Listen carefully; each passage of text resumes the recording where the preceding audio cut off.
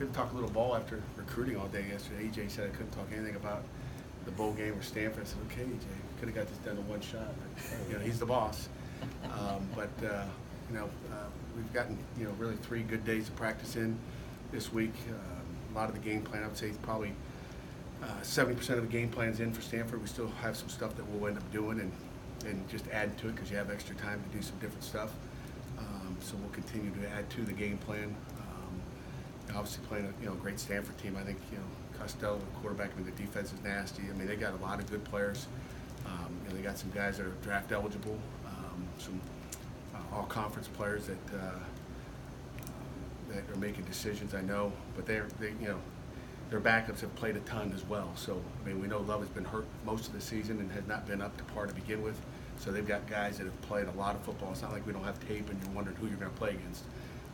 They're there and have played a lot because they've been probably a little banged up, I guess, through the year for whatever reason. So a big physical, athletic football team. Obviously, David Shaw is a great football coach on the ethics committee with him, with the AFCA. So get to spend extra time with him, and he's just another super individual that you love to go play with classy guys. And so this will be a great opportunity to go play a really good Stanford team. So questions? Has that in recruiting been your focus, or have you spent any time sort of reviewing the season, kind of looking back and assessing what you guys did this year? A little bit of both. I mean, a little bit of both. We've got computers and iPads. We get to bring them. So every airplane I'm on, you're able to flip your, you download it to your iPad. There's a process, and you get whatever you really want to watch. So we went back and self-scouted some things, just like we do in an open week, which we did, before the Notre Dame game, and you get to kind of see what you're doing and find out maybe some tendencies that you can't, you don't have time during the season to really find out. You hope you don't build them by accident, but there's some things that pop up. So we've been in the process of doing that, and we'll have obviously still more time to correct those things. And our GAs when we're on the road, like Tim Cooper, for example, one of our quality controls, went back and broke down our offense in defensive terminology, trying to look for stuff, and vice versa. James, Pat did the same thing. Just so we've had those guys back. Kind of, we're on the road for 2 weeks. That hey, finish up your Stanford breakdown. Now break down us in the other terminology, so I can look and see what I see from how we break it down, because everybody does it a little bit different. So we've done a great job of self-scouting as well as obviously looking at what Stanford does. Well, as you've gone through that, then how do you assess Kenny's development and how Sean has worked with him throughout this season? Well, I mean, I think it's like when you look at the passing game the last couple of weeks or whatever it may be, and you look and you kind of go, you have to kind of put it in perspective as far as hey, is it the protection? Is it the receivers? Is it the quarterback? Is it the play calling? There's so many different variations and things you can look at. Is it the guys you were playing against? I mean, I hate to, just say this is bad stuff based on who we played. I mean, I think we played 2 of the better defenses we played all year. They certainly are, if they aren't in the rankings, one of the top 10 defense in the country, they certainly are personnel-wise. Maybe they didn't play so good together, but they got dudes. But Stanford's got the same type of guys. I mean, they're big and physical and athletic on defense. So, we're looking at all those factors and find out what we got to do. But we got to get it fixed. Can we get it fixed in time for the bowl game? We'll find out. But that's our goal. You mentioned Love being out. I just saw last night, I guess they have a lineman who's not going to play. I mean, maybe not underclassmen-wise, you have anyone looking at that draft, but have you had conversations with any players just about that trend in college football with the bowl games and deciding what to do, basically? Yeah, currently, you live and learn, and with this new age of college football and that process, we've certainly got to get our younger guys ready to go, just in case, which is part of the development that we talk about all the time anyway. But I'm currently, which I've never had time to do. Last year, obviously, we didn't, get into this situation, didn't have this situation, had time.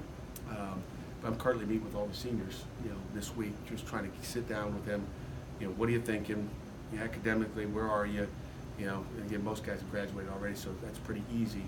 But just find out where they are academically, where they're thinking about training, what their plan is, what all-star game are you playing in? Did you sign up for that one yet? You better get signed up before your spot's gone. All those different things. So I'm sitting down with them, just really find out what they're thinking, because I don't want to, be surprised either. Right now, you're expecting to have everyone, I guess. Expect to have everybody. Everybody else, underclassmen, no underclassmen going to miss the game for any particular reason. Sure hope not. No. Are any of the guys? Who are you thinking about? Nobody. You heard any rumors? No, I If you haven't. hear something, you know. I will tell you if I heard it. Are any? When I got hired, you called me like 40 times before I got the job, so I mean, freaking let me know, would you? It was only 20, wasn't it? Are any, One of my favorite stories. are any of the guys that you had banged up throughout the year potentially trying to get back into pads for this game? Is there anybody that banged up during the year trying to get back? You know, I don't think we, you know, knock on wood, we were pretty healthy through the year. I mean, you know, Virginis would be the one guy, you know, jump up and down, but, you know, I wouldn't do that to him. I mean, he runs around like he could. You know, our doctors and therapists have done a great job. I was thinking like Jimmy Keyshawn. Jimmy Maduri? Or Jimmy Morrissey. Morrissey, yeah, no, you know, I liked it, no. After the, He's still scooting around. And who else? Keyshawn Camp. Keyshawn Camp, no. I mean, just don't need him, don't want to do that. I wouldn't put, I mean, could he play? Maybe, who knows? But, you know, for one game, and then he's back in a sling. after the Clemson game, you threw out the fact that you're going to try and get another year for Kenny. Is that a possibility? I'm always going to do that, but I don't think we can apply for that until, you know, he gets near. But I'm going to continue to try to do that. And I'll throw DeMar Hamlin in there, same thing. I mean, the guy played 4 games. If you go back to it, he had to play because Avonte Maddox wanted to go in the game, and he had a dislocated elbow. Just like I wouldn't push Keyshawn Camp to come back, or Jimmy Morrissey or anybody, you know, DeMar Hamlin had to go out there just because I felt, I mean, Maddox said, Coach, I'll go in. He was like, you know, with a half arm, I'm like, I'm not doing that to you. So, I mean, DeMar had to play for that reason, and it's a shame. And I think the NCAA will listen. I sure hope they do. Those are 2 guys I'd like to get. That rule is why it's set for. So I think, you know, I don't understand why those guys wouldn't be. So You could wait till their senior year. I think you have to. You know, you could talk to Dustin up in compliance, but I think you kind of like getting a Juan Price 6-year back. We couldn't apply for that until after he was finished. So I'm assuming it's the same. Right. But we'll address that after the season, see what our timetable is. You or this time of year, guys or coaches will experiment with position moves, switching guys around. Have you looked at any, or do you have any guys that are moving positions? Not yet. There's no slam dunks. There's about 3 or 4 that we've thought about, but you know, you want to kind of wait till you got your recruiting class all done before you do too much of that. So you see who's where do you need a guy. But there's a couple that we have in mind. So we'll figure that out. But no scholarship guys right now have been changed positions. Harris Ford's availability, or Harris Ford's playing time was limited later in the season. You think he's going to play a little more in this game? Yeah, I mean, it was limited, you know, really all year, just trying to get him, you know, mentally ready. He's a football player, I'm just telling you. I mean, last week, you know, not last week, was it this week? Might have been Monday, Tuesday. This guy's got 2 turnovers. I mean, he's a guy that makes plays, you know. He's got to be sound, because I don't want to be sitting in front of these bright lights and cameras after the game, you know, feeling bad because, you know, we made mistakes that we can't do in a game. You know, it's one thing if it's physical, it's one thing if it's mental, but he's going to be a great football player. I've said that all along. He will be. We've actually got Paris working some safety right now, kind of bowl practice, so that's maybe a position change, but really not anything far from what our thoughts were with him. You know, playing corner for as long as he has helped him understand what he has to do at safety. He's learning it, and he's been making some plays at safety. So we'll see how close he can get and see what the practice tape looks like.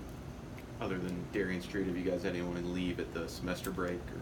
Yes, we have. We had one other guy leave. Is Ricky Town. I thought maybe you guys knew that. Ricky's, you know, he's going to go back. I think he's got a few more classes to graduate. He's a great kid. I appreciate everything he did for this football team. You know, we needed Ricky when he came, and appreciate his trust coming here.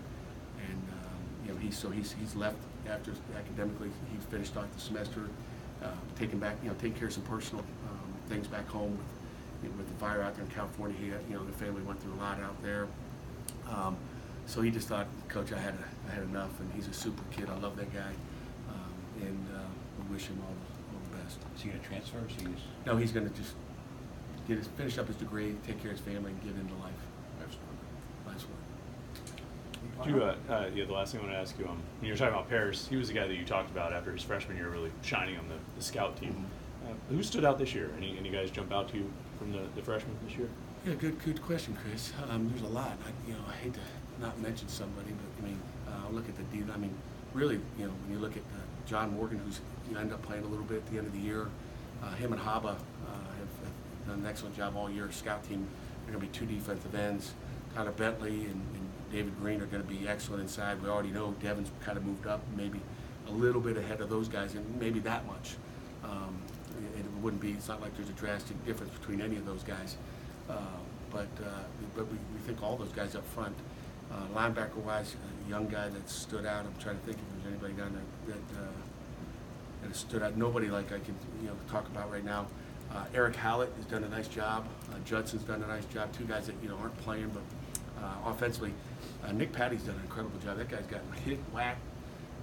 Kind of reminds me of Kirk Cousins a little bit as a young kid. He's got a quick release. He makes plays on the scout field. He's helped our defense every week, play better. Cameron O'Neal, receiver, from Alabama, has done a nice job of developing on the scout field, making plays. Kmar Mims has also done a nice job at the tight end position. O-line, Blake's done a good job. It's hard with the O-line. They don't get to make as many plays. And Jake Cradle's done, I've probably mentioned every freshman. I'm happy with all of them. They're all going to develop. They're all getting better, but you notice those guys every day because you watch the tape, and Jake's done a nice job as well. In the backfield, Michael's done a solid job, but he's played a little bit of both. You've coached against David Shaw? Yeah, I have. He's a great coach. We played him in the Rose Bowl in 2013. When you looked at your self-scout, was one of the things you looked at those 4 games for the freshmen and how you used them, and how do you feel like you did as far as that goes? And I know you've got some guys that are probably going to play their 4th game in the bowl game. Yeah, I mean, I love that rule. I love being able to use it. We've got some guys that exhausted the 4 games we're done with. You saw enough out of one guy in the league that he said, forget the 4, and he's going to end up playing 7 games. And that's great. That's kind of what you do. You got 4 games to show me what you got. I said that from the beginning. If you blow it up and you go, then we're going to give you some more. And so we're able to give them a little bit more. So I love the rule. And even in special teams, trying to get matchups, even in the championship game, we're able to use, I think, Haba Baldonado and John Morgan in that game. Just if it's playing 3 plays, they got a chance to play in that game. And they know, they've at least played in the game, so I think it's a great opportunity. Isn't the concern about that rule a little overrated? Because even if they use a guy out, he still has 3 years to play for you. You know what I'm saying? I mean, people worry about it, but he still can play for 3 more years. Right. What do you mean worry about it? Well, people are concerned, you're going to play him at 4, blow his red, burn his red shirt. So If you're playing for more than 4. Yeah. So what if you burn the guy's red shirt? He's still going for 3 more years. Yeah. No, you don't agree with me. No, I'd like to have them for, I mean, for 7 to me, years. if they're good enough, like I could totally, Vlick had that situation where, okay, I might want to stop after 4, okay, and not play anymore. And I said, hey, who knows when you're going to use that red shirt here? Okay, so there is that point. You can still use it. So that you can still use your red shirt. I mean, but, like Vlick played 4 games, and it was like, okay, what do you want to do? And he's like, I don't know, maybe I should just sit down. And I was like, well, listen, I think you can help us win. Okay, but next year, you could come out in camp and hurt a knee, twist your elbow up, and now that's your red shirt here. So, I mean, when, everything says, hey, you can help us win, you play as long as you can. So I'm not worried about it. If a guy can, is making an impact in our offense or our defense, or special teams for that matter, we need them out there to win. To me, it's best to play, because you never know those next 3 years. The key, Jerry, is the next 3 years, you never know what God's got in store for you. You never know when you're going to, something's going to come up, and, eventually something comes up in a 4 or 5 year career that, I always tell the story. I had a kid named Frank Farrar played for me in Rhode Island. Started in his first year, started in his second year, his third year he was a starting DN. 4th year he starts on the 13th play of the game against Maine. I'll never forget, he breaks his leg. Well, that's his redshirt year. He never redshirted, so he comes back in his 5th year and ended up playing 5 years with the Giants. So, I mean, those things happen.